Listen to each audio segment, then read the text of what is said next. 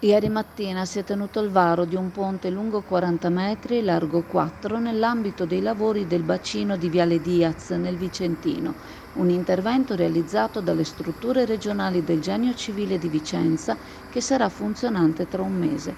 Si tratta di un'opera fondamentale per la salvaguardia della città e dei territori coinvolti dal bacino del Bacchiglione e dunque con positive ricadute anche nel confinante territorio padovano.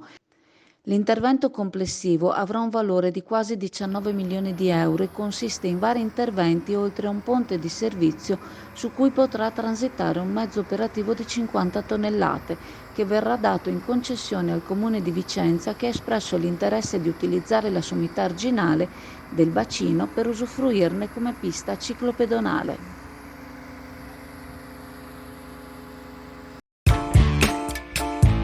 Buffett, il pub di successo tutto italiano, dove trovi l'inimitabile galletto da mangiare con le mani, accompagnandolo con la tipica birra artigianale.